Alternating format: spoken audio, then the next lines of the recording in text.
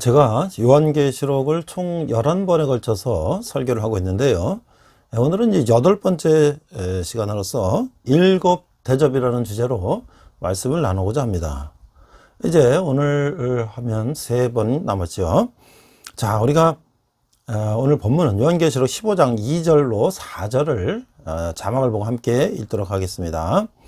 또 내가 보니 불이 섞인 유리바다 같은 것이 있고 짐승과 그의 우상과 그의 이름의 수를 이기고 벗어난 자들이 유리바다가에 서서 하나님의 검은 고를 가지고 3절 하나님의 종 모세의 노래 어린 양의 노래를 불러 이르되 주 하나님 곧 전능하신 이시여 하시는 일이 크고 놀라우시도다. 만국의 왕이시여 주의 길이 의롭고 참되시도다. 4절 주여 누가 주의 이름을 두려워하지 아니하며 영화롭게 하지 아니하오리까. 오직 주만 거룩하시나이다. 주의 의로우신 일이 나타났음에 만국이 와서 주께 경배하리다 하더라. 자, 이제 우리가 앞에서 요한이 이제 바모 섬에서 이제 환상을 통해서 하나님께서 하늘나라를 불러오셔서 이제 주신 말씀 환상을 이제 기록하고 있죠. 7 교회가 받은 말씀, 현재 소아시아에 있는 7 교회들에 대한 이제 칭찬과 책망과 그 다음에 이제 두루마리를 띠는 어린 양, 그다음에 거기 7 이 봉인을 띠면서 일어났던 여러 가지 말세의 현상들, 또 천사들 7 나팔을 불면서 일어났던 여러 가지 현상들과 이제 여자 2 짐승, 그동안에 있었던 이 역사에 있었던 그 예수 그리스도를 이제 죽이려고 했던 그 짐승들, 그러나 예수 그리스도가 살아나시고 우리 모든 성도들이 구원받는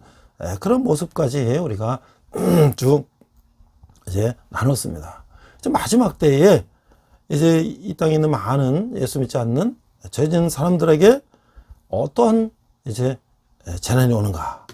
그래서 이 마지막 재앙, 하나님의 권능, 영광과 권능을 드러낼 마지막 재앙을 우리가 나누고자 합니다.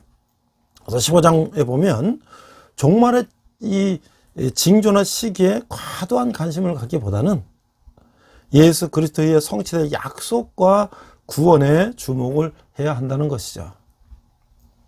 어떤 사건이 일어나든지 역사를 주관하시는 예수님 안에 있다면 우리는 안전하다고 하는 것이죠. 마지막 대접 재앙은 크고 이상한 다른 이적이라고 표현이 되고 있어요. 기세 등등하던 짐승의 수종자들이 패배하고 숨죽이며 인내하던 성도들이 감격 속에 승리하는 대역전이 일어나기 때문인 것이죠. 어떤 세력도 하나님의 최종 심판을 막을 수는 없다고 하는 것이죠. 이 심판을 피하려면 상대적이고 일시적인 기준을 버리고 영원하고 절대적인 기준을 붙잡아야 한다고 하는 것이죠. 그래서 이 모세의 노래, 어린 양의 노래를 우리가 계시록 15장 1절로 4절을 자막을 보고 함께 읽도록 하겠습니다. 1절 또 하늘에 크고 이상한 다른 이적을 보매 7 천사가 7 재앙을 가졌으니 곧 마지막 재앙이라. 하나님의 진노가 이것으로 마치리로다.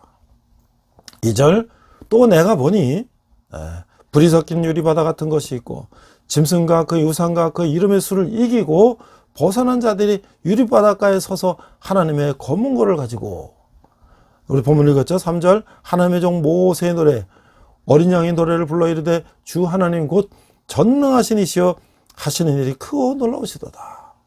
만국의 왕이시여 주의 길이 의롭고 참되시도다. 4절 주여 누가 주의 이름을 두려워하지 아니하며 영화롭게 하지 아니하리까. 오직 주만 거룩하시니다. 주의 이루신 일이 나타났음에 만국이 와서 주께 경배하리다 하더라.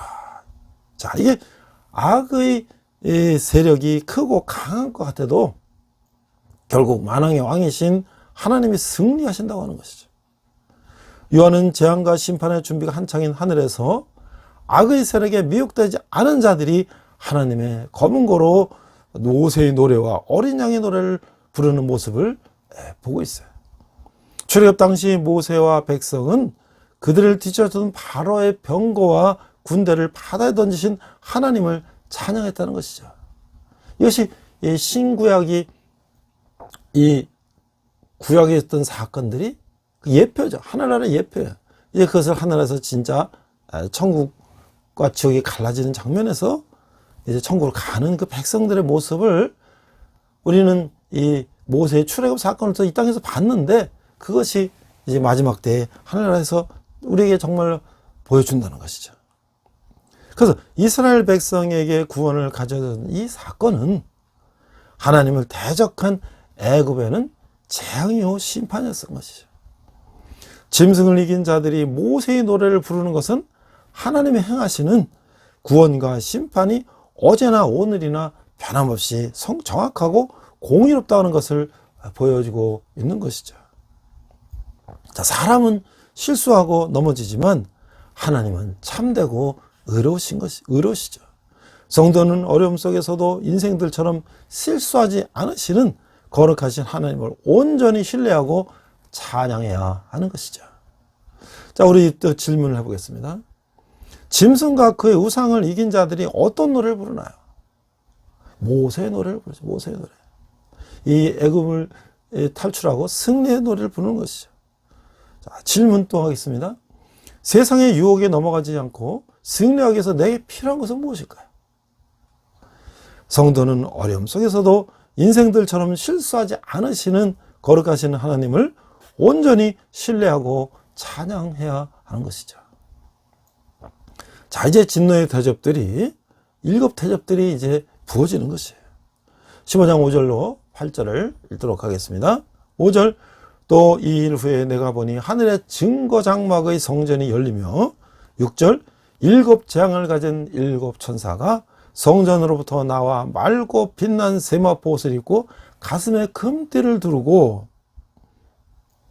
7절, 네 생물 중에 하나가 영원토록 살아계신 하나님의 진노를 가득히 담은 금대접 7을 그 7 천사들에게 주니, 8절, 하나님의 영광과 능력으로 말미암아 성전의 연기가 가득 차매 7 천사의 7 재앙이 마치기까지는 성전에 능히 들어갈 자가 없더라. 자, 이 하나님은 예정하신 일을 반드시 이루시는 분이라는 거예요. 하늘의 증거 장막의 성전이 열리고 7 재앙을 행할 천사들이 이제 등장을 하고 있어요. 그들은 순결하고 영광스러운 모습으로 나타나서 하나님 뜻을 행하고 있어요. 하나님의 진노를 금대접에 가득 담아서 천사들에게 주는 것을 통해서 이 재앙이 극심하리라는 것을 알 수 있는 것이죠. 하나님의 영광과 능력으로 인해 성전의 연기가 가득하니 7 천사가 마지막 7 재앙을 마치기 전까지는 누구도 하나님 앞에 출입할 수가 없다는 거. 하나님 전에 진노의 심판 앞에 철저히 죄를 토하고 주님께 엎드려 용서와 자비를 구하는 것 말고는 소망이 없음을 깨달아야 한다는 것이죠. 자, 여기서 또 우리가 질문해 볼까요? 증거 장막의 성전에 연기가 가득 찬 이유는 무엇일까요? 하나님의 영광과 능력으로 인해 성전에 연기가 가득하니 7 천사가 마지막 7 재앙을 마치기 전까지는 누구도 하나님 앞에 출입할 수 없다는 거예요. 하나님의 영광의 연기가 가득 찬다는 것이죠. 두 번째 질문하겠습니다. 예정하신 뜻을 반드시 이루시는 하나님이 내 삶에는 어떤 것을 이루시기 원하실까요? 진노의 심판 앞에 철저히 죄를 토설하고 주님께 엎드려 용서와 자비를 구하는 것 말고는 소망이 없음을 알아야 하는 것이죠. 자, 그래서 이제 이 공의로운 심판이 16장 1절부터 이제 진노의 7 대접이 이제 시작이 되는 거예요. 거기에 이제 독종도 오고 물이 피로 변하는 재앙도 오고, 우리가 어디서 많이 봤죠. 이게 애굽에서 바로 왕이 모세를 통해서 하나님께서 명하신 이스라엘 백성의 탈출을 방해하니까, 막으니까 하나님이 보셨던 그런 이적들이 다시 우리가 마지막 때에 볼 수 있는 거예요. 자, 1절, 16장 1절. 또 내가 들으니 성전에서 큰 음성이 나서 7 천사에게 말하되 너희는 가서 하나님의 진노의 7 대접을 땅에 쏟으라 하더라. 2절 첫째 천사가 가서 그 대접을 땅에 쏟음에 짐승의 표를 받은 사람들과 그 우상에게 경배하는 자들에게 악하고 독한 종기가 나더라. 3절 둘째 천사가 그 대접을 바다에 쏟음에 바다가 곧 죽은 자의 피같이 되니 바다 가운데 모든 생물이 죽더라. 자, 하나님이 이 바라시는 최후의 진노는 하나님을 대적하는 세력을 완전히 제압하고 있는 것이에요. 마침내 7 대접을 땅에 쏟으라는 하나님의 명령이 천사들에게 떨어지고 있어요. 첫째 대접이 땅에 쏟아지자 짐승의 표를 받고 그 우상에게 절하던 자에게 독한 종기가 생기고 있어요. 바다에도 참혹한 재앙이 임하고 있어요. 이미 바다는 나팔장을 통해서 바다의 3분의 1이 피가 되어 생물의 3분의 1이 죽고 배들의 3분의 1이 파괴된 그런 상황이었죠. 그럼에도 여지없이 둘째 대접이 바다에 쏟아져서 바다가 피로 변해서 바다에 사는 모든 생물이 멸절하고 있는 거예요. 하나님의 진노를 하나님의 말씀에 불순종하고도 살아남을 수 있는 자연은 없다고 하는 것이죠. 성도는 마지막 심판 때 하나님의 진노를 받지 않도록 날마다 스스로를 돌아보고 죄를 회개해야 한다는 것이죠. 여기서 우리가 한번 질문해 볼까요? 천사가 대접을 쏟자 땅과 바다에 어떤 재앙이 임하나요? 첫째 대접이 땅에 쏟아지니까 짐승의 표를 받고 그 우상에 절하던 자들에게 독한 종기가 생겼다. 또 바다에도 참혹한 재앙이 생겼다. 이런 현상들을 우리가 알 수가 있는 겁니다. 이걸 미리 보여준 것이죠. 또 질문합니다. 마지막 날 임할 재앙을 보면서 오늘 내 신앙에서 점검할 부분은 무엇일까요? 우리가 하나님 말씀을 불순종하고도 살아남을 수 있는 자연은 없다. 성도는 마지막 심판 때 하나님의 진노를 받지 않도록 날마다 스스로를 돌아보고 죄를 회개해야 한다. 자, 이제 회개하지 않은 완고한 사람들에게 대해서 어떤 또 이제 재난의 대접들이 쏟아 부어지는지 16장 4절로 9절을 보도록 하겠습니다. 4절 셋째 천사가 그 대접을 강과 물 근원에 쏟음에 피가 되더라. 5절 내가 들으니 물을 차지한 천사가 이르되 전에도 계셨고 지금도 계신 거룩하신 이여 이렇게 심판하시니 의로우시도다. 자, 하나님은 사랑이시지만 온전히 공의로우시기 때문에 죄에 대해서는 완전히 벌을 하시는 것이에요. 악한 자에 대한 진노가 담긴 대접이 땅이나 바다나 강이나 해에서 이렇게 순서대로 쏟아지면서 천지 만물에 대한 무서운 심판이 시작되고 있는 것이죠. 이 땅에 쏟아진 이 첫째 심판은 짐승을 섬기는 이 자들에게 악하고 독한 종기가 생겼고, 이 바다에 쏟아진 둘째 심판으로 바다의 모든 생물들이 죽게 됐다는 것이죠. 강과 물 근원에 쏟아진 셋째 심판으로 식수로 물까지도 피로 변했어요. 재앙은 멈추지 않고 계속 진행되지만 세상은 여전히 하나님께 돌아오지 않는다는 것이에요. 그래서 어떻게 해요? 하나님은 점차 심판을 완성하시고 그 결과 하나님의 의로우심에 대해서 찬송을 받으신다고 하는 것이에요. 우리는 공의로우신 하나님 앞에서 진리의 기준으로 자신을 돌아보며 회개하고 거룩한 삶을 살아야 한다. 자, 우리가 이런 이제 요한계시록을 보면서 이런 재난이 오고 이런 것들은 너무하신 거 아닙니까? 그러나 하나님께서 우리가 이 지구상에서 신구약 시대를 통해서 많은 징조와 성경책을 통해서 많은 역사를 통해서 계시를 통해서 우리에게 하나님께 돌아올 것을 대표적으로 이스라엘 백성들에게 계속 얘기하셨죠. 너는 나의 백성이 되고 나는 너의 하나님이 될 것이다. 그러나 기회가 되면 이들은 하나님을 배신하고 우상을 섬기고 그랬죠. 오늘도 여러 가지 사건과 이런 사인을 통해서 하나님께 돌아오라고 하나님은 끊임없이 우리를 부르시지만, 지금도 우리는 세상에 바빠서, 돈 버는데 바빠서, 뭐에 바빠서, 뭐 자기의 취미에 바빠서 좀 하나님 멀리하고 우리 멋대로 사는 거예요. 그래서 이제 마지막에는 이제 더 이상 늦출 수가 없어서 이런 재앙을 통해서 우리에게 하나님께 마지막 돌아오라는 사인을 보내주시는 것이죠. 자, 우리가 또 묵상 질문해 보겠습니다. 재앙을 쏟으면서 심판하신 하나님이 이제 천사로부터 찬송을 받으신 이유가 무엇일까요? 자, 셋째 대접이 쏟아지자 강과 물 근원이 피로 변하고 있어요. 물을 관장하는 천사는 하나님의 의로운 심판을 찬양하고 있는 거예요. 지금 이 심판을 당하는 악한 자들이 성도와 선지자를 핍박하고 그들의 죄를 흘리게 했기 때문이라고 하는 것이죠. 또 질문합니다. 이제 어떤 순간에 공의로우신 하나님을 찬양하나요?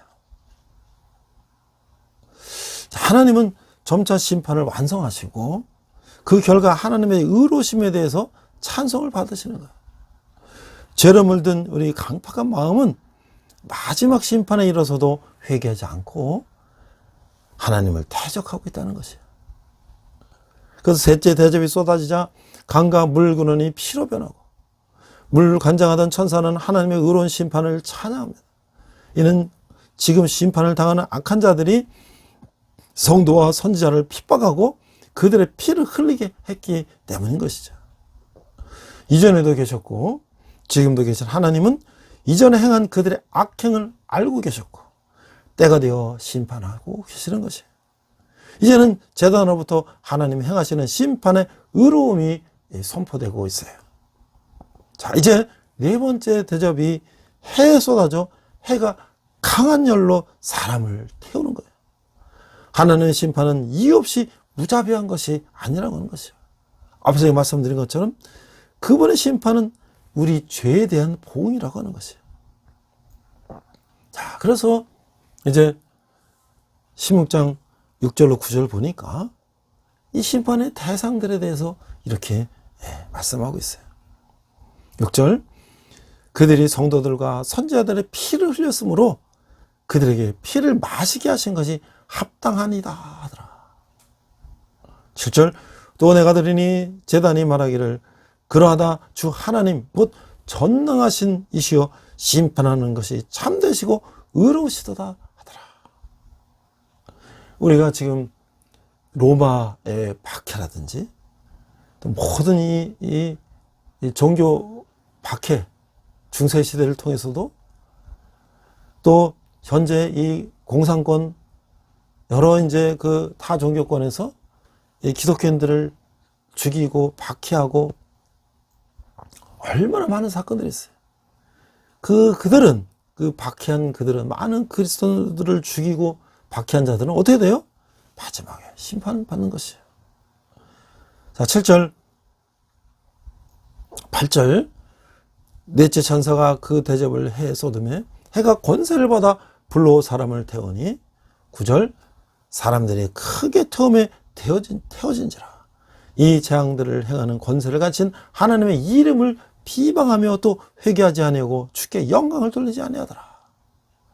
그런 상황이 왔는데도 하나님을 비방하고 하나님께 영광을 돌리지 않는단 말이에요. 그래서 이제 마지막 때에 하나님의 심판은 공의롭고 정당하게 이루어진다고 하는 것이죠. 이제 하나님이 쏟으시는 마지막 재앙을 도저히 피할 수 없는 두 대상이 있어요. 첫째 뭐예요?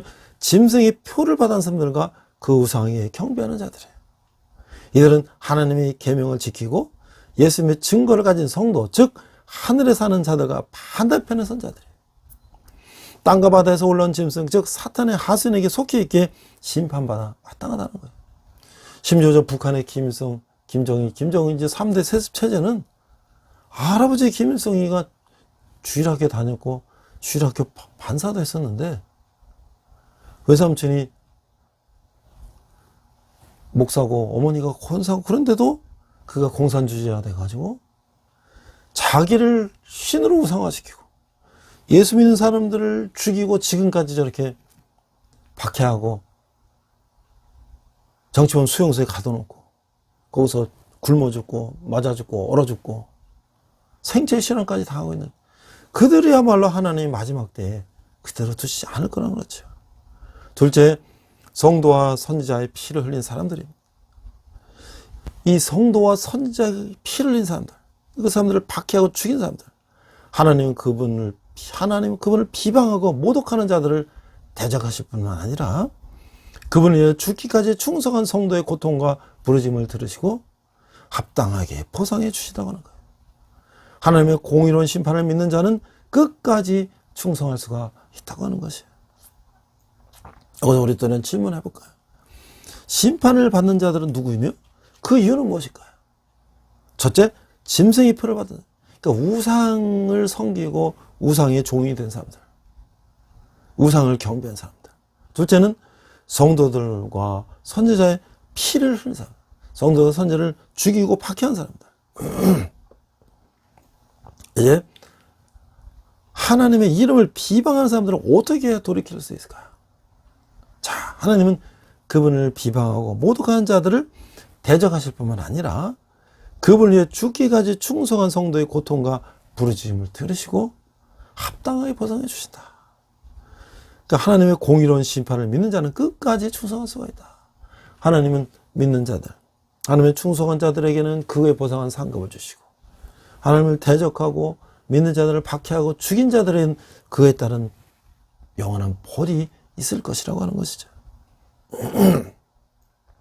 제가 그 이상명저 성서 인물에게서 듣다 이런 책의 자료를 잠깐 보니까 우리가 이게 미켈란젤로가 시스틴 성당의 그 천정화를 그렸어요. 미켈란젤로는 이 이태리 중세 가톨릭 시대에 천지 창조라든지 여러 이제 성화를 그 천장에 이렇게 들어누워서 그걸 형상을 그걸 그렸잖아요. 근데 거기는 이 최후의 심판을 이제 요한계시록을 상상해서 이제 그걸 천장에다 그렸는데 거기는 391명의 인물이 등장한다는 거예요. 예수님이 오른쪽에는 천국으로 오르는 영혼이, 왼쪽으로는 지옥으로 떨어지는 영혼들이 묘사되고 있다는 거예요. 그 아래쪽에 중앙에는 천사가 나팔을 불면서 이제 최후의 날이 도래됐음을 알리고 있어요. 그러니까 죽었던 사람들이 부활해서 의인들은 그리스도의 곁으로 올라가서 이제 이 죄인들은 악한 영들의 지옥으로 끌려 내려가는 거야. 그런데 단 한 사람이 어느 한쪽도 속하지 않은 채 혼자 앉아 있어요. 바로 절망에 빠진 남자, 이렇게 명칭하고 있어요. 이 천사들과 죄인들 사이에서 왼손으로 얼굴을 가리고 있는 그는 아직 심판을 받지 않고 있는 가운데 고뇌하고 있어요. 그리스도의 오른편에 올라가서 영원한 생명의 나라로 갈 것인가? 아니면 그리스도 왼편으로 떨어져서 영원한 벌 받는 곳으로 쫓겨나는 죄인이 될 것인가? 자, 이 미켈란젤로는 이 고뇌하는 그 인간을 통해서 인간의 자율성에 대한 믿음을 나타냈어요. 인간은 뭐예요? 스스로 선택할 수 있는 자유를 하나님 주셨어요. 그 천국 가는 사람들은 스스로가 선택해서 하나님을 믿고 천국 가는데 스스로가 선택해서 우상을 섬기고 죄악을 저지른 사람들은 밑으로 내려가는 거예요. 그걸 보면서도 이 고민한 사람은 어디로 가야 할지 고뇌하고 있다는 거예요. 우리 인간들의 모습을 그 391명의 큰 최후 심판의 그 그림을 통해서도 그 안에 고뇌하는 오늘날 우리의 모습을 거기다 그려놨다는 것이죠. 이런 계시가 사라진 시대에 우리에게는 이런 고뇌하는 자세가 필요하다. 근데 계시록의 저자 요한이 경계하고 우려한 것은 어떤 이게 제국주의 종교식, 어떤 그런 이 국가적인 그 종교식 강요, 그러한 박해의 조짐이기도 했지만 그보다는 이 제국주의 종교식은 뭐냐면 그 당시 로마의 자기 신 우상을 섬기고 막 그런 거 있잖아요. 그 안 하면 막 죽이고 막. 이런 것도 우려했지만, 그러나 그보다 더 이 저급한 문화, 이 성적인 타락과 여러 가지 그런 거, 그 다음에 또 그런 타락된 문화 종교, 우상숭배 같은 종교에 동화돼서 영적으로 무기력해지고 나태해진 그리스도의 삶이라는 거예요. 그러니까 그러한 이 세상적인 가치관에 빠져 있는 사람들은 그걸 벗어나지 못하고 거기서 머뭇머뭇대고 있다고 하는 것이죠. 역사를 이끄시는 하나님이 의로운 손길을 보기 위해 우리는 하나님이 우리 일상과 역사의 참된 주인이심을 일깨우는 이 계시적 비전을 간직해야 된다. 그러니까 우리는 하나님께서 앞으로 우리에게 어떻게 마지막 때에 어떤 심판을 보여주시고 또 14만 4천 명 순교자 같은 사람들은 어떻게 하늘에 올라가서 가는지 이것들을 우리가 비전을 가지고 우리가 천국 가는 소망을 가지고 이 땅의 여러 가지 고난을 이기고 살아야 한다고 하는 것이죠. 자, 그래서 이제 마지막 이제 진노들이 있는데요. 16장 10절로 12절 보니까 또 다섯째 천사가 그 대접을 짐승의 왕자에 쏟으니 그 나라가 곧 어두워지며 사람들이 아파서 자기 혀를 깨물고 11절 아픈 것과 종기로 말미암아 하늘의 하나님을 비방하고 그들의 행위를 회개하지 아니하더라. 12절 또 여섯째 천사가 그 대접을 큰 강 유브라데의 소돔에 강물이 말라서 동방에서 오는 왕들의 길이 예배하더라. 자, 이게 세상에서 악이 그치지 않지만 이 하나님의 진노가 악한 세력의 중심부에 쏟아진 날이 오실 거예요. 이 북한이나 저런 이제 러시아나 저렇게 많은 사람을 죽이고 아직도 그런 사회주의 공산주의 망령에서 영토 확장과 자신의 이익을 해서 다 이 국가의 국민들을 저렇게 무참히 살해하는 저들은 반드시 심판을 받을 것이라는 거예요. 이게 다섯째 대접이 짐승이 왕좌에 부어지니 짐승의 나라가 어두워지고 사람들은 아파서 혀를 깨물고 종기로 괴로워하는 거예요. 하지만 여전히 회개하지 않고 하나님을 비방하고 있어요.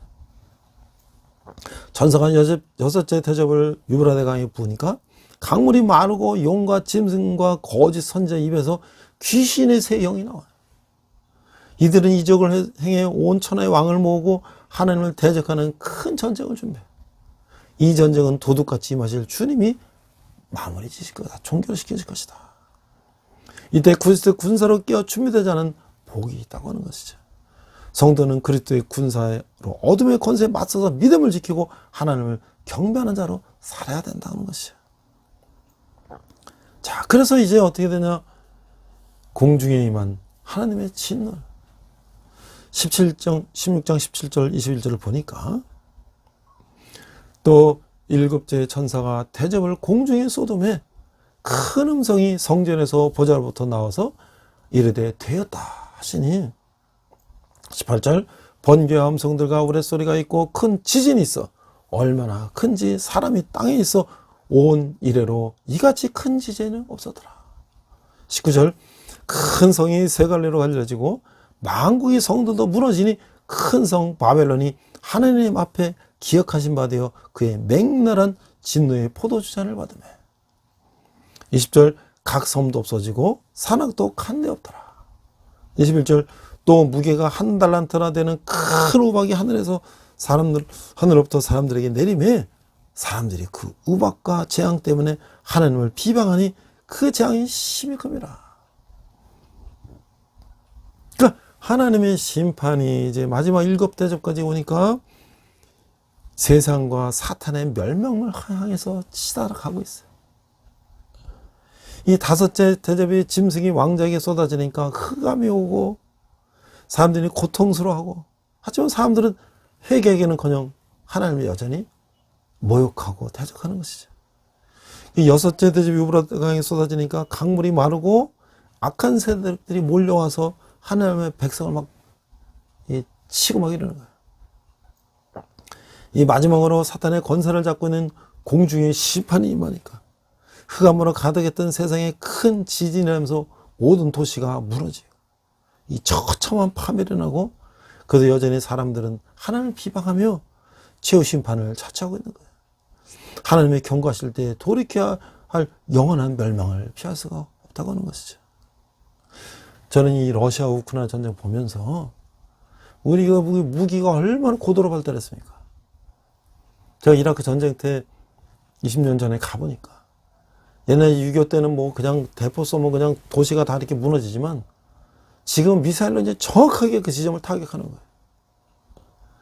그래서 이 민간인들이 있는 뭐 병원이고 학교고 막 이런 걸 막 죽이고, 또 탱크나 대포를 막 쏴가지고 시내를 다 무너뜨리고, 그렇게 무너지고 죽고 하는 모습들을 보면서 야, 정말 이게 얼마나 잔인한 인간들인가. 그러나 이것이 또한 우리가 저런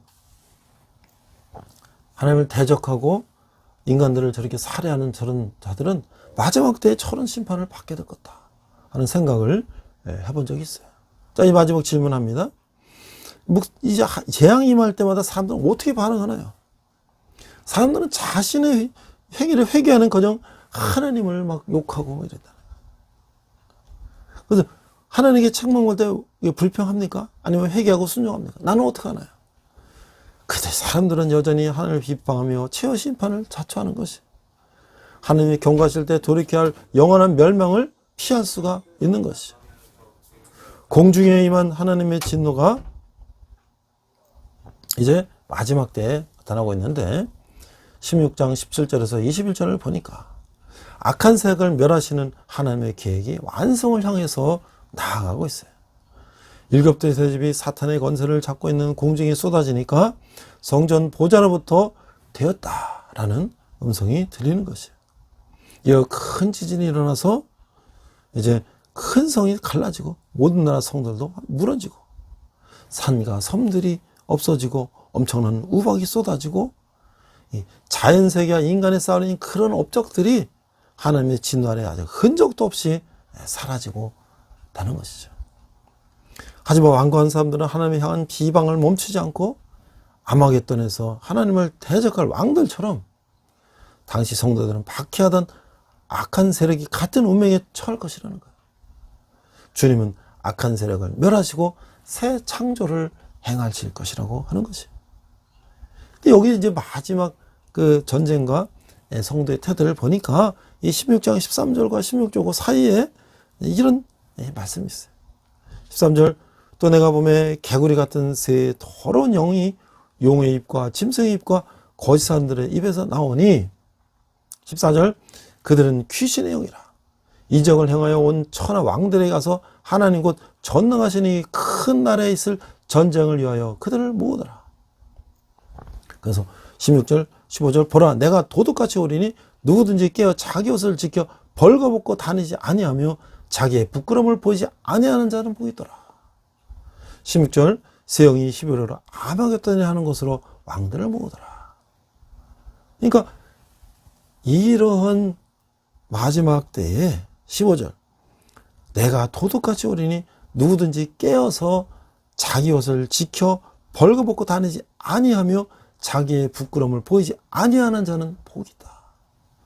이러한 일곱 대접이 쏟아지는 그런 가운데도 하나님께 회개하고 돌이켜서 자기의 부끄러움을 보이지 않는 자는 복이 있다고 말씀하고 있는 것이죠. 이 사탄은 어리석게도 하나님을 대적하는 것이고 멸망이라는 사실을 모르고 있어요. 영은 마지막 때가 가까이 온 것을 알고 더러운 영 곧 귀신의 영을 불러내요. 짐승과 거짓 선자의 더러운 영과 연합하고 온 천하 임금들을 모아서 전쟁을 준비해요. 그러나 사탄이 모르는 게 있어요. 그들은 결국 망할 수밖에 없다고 하는 사실이에요. 전쟁의 승패는 이미 결정되어 있는 것이에요. 성도는 염려할 필요가 없다고 하는 것이에요. 우리가 할 일은 예수님을 기다리며 영적 순결함을 지키는 거예요. 몸의 수치를 가리는 옷처럼 거룩함과 의의 옷을 입어 부끄러움을 보이지 말고 있으면 되는 거예요. 예수님이 언제 오시든 당하지 않도록 늘 깨어서 준비하고 있으면 되는 것이죠.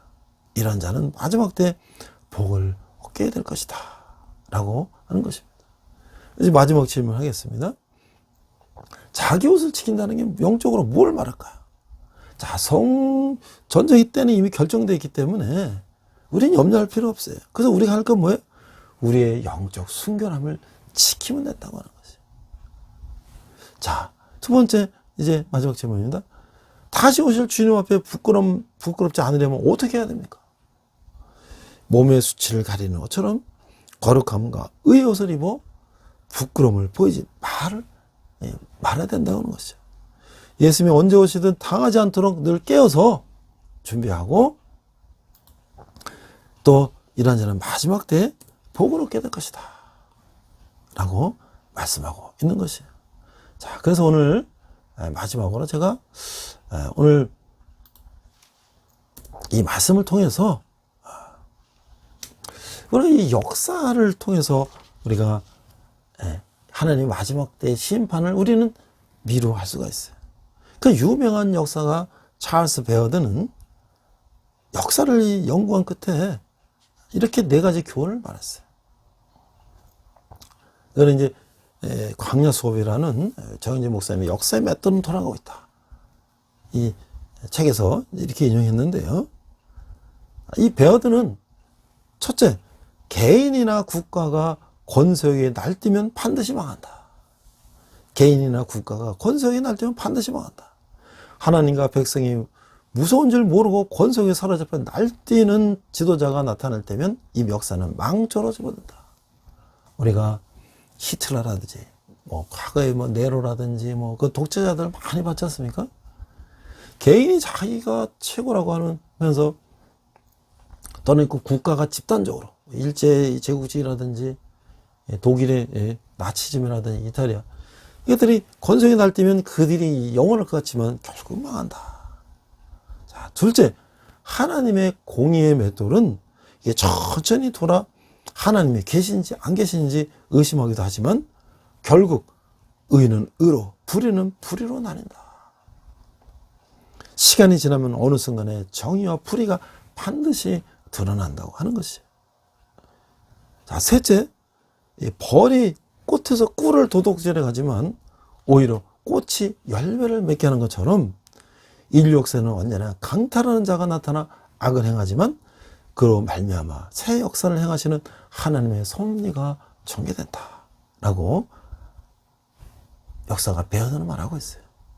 마지막으로 날이 어두워질수록 별이 선명히 보이듯이 세상의 암흑과 혼란이 깊어갈수록 진리의 가치와 희망의 깃발이 선명하게 드러난다고 하는 것이에요. 이 모두를 역사가 증명하고 있다고 하는 것이에요. 하나님은 안 계신 것이 아니라 인간의 죄악으로 눈이 어두워져서 하나님을 보지 못할 뿐이라는 거예요. 인간의 역사가 위기는 자원이 바닥나 굶주리거나 전쟁이 발발하는 데 있지 않다는 거예요. 인간의 역사의 주인이신 하나님을 잊어버리는 데 있는 것이죠. 세상 만물을 창조하신 분, 인간과 삶과 죽음을 주관하시는 분, 이와 불의를 판단하시는 분, 꼭 공의의 신이 누구신지를 아는 사람에게는 위기가 아니라고 하는 것이에요. 우리나라도 길게 보면 고려시대 삼국시대부터 시작해서 여러 가지 외침이 있었지만 수천 번 있었다 그러잖아요. 그렇지만 우리나라가 이렇게 존재한 것들을 보면 오히려 우리나라를 침략했던 그런 나라들이 다 멸망했죠. 우리 근세에 와서 이 해방 이후에 이 국내의 어떤 정권을 봐도 나름대로 독재하고 뭐하고 이걸 잘했지만 또 저건 못했고 여러 가지 자기가 모든 거 다 할 수 있다고 그렇게 주장하던 그런 지도자들도 결국은 다 그들도 때가 되면 역사의 뒤안길로 사라지고 있다는 거예요. 우리는 오늘날 우리 상황들이 어렵다고 하지만 일단은 우리에게 하나님께서 우리가 깨닫도록 하는 과정이라고 생각하면서 우리가 오늘 가난할 때 우리가 더욱더 하나님 앞에 나아가서 우리가 앞으로 마지막 때에 올 그런 심판을 받는 것이 아니라 하나님과 천국에서 새하늘과 새 땅에서 영원히 살 수 있는 그런 꿈을 가지는 저 여러분 되시기를 주님의 이름으로 축원합니다. 기도합니다. 감당하기 어려운 고난 중에서도 하나님을 원망하거나 퇴적하지 않고 그 속에서 말씀하시는 하나님의 음성에 귀 기울이게 하여 주시옵소서. 그리스도로 말미암은 의의 옷을 날마다 입고 주님 앞에 부끄럽지 않은 복된 인생을 살게 하여 주시옵소서. 감사드리며 예수님 이름으로 기도했습니다. 아멘.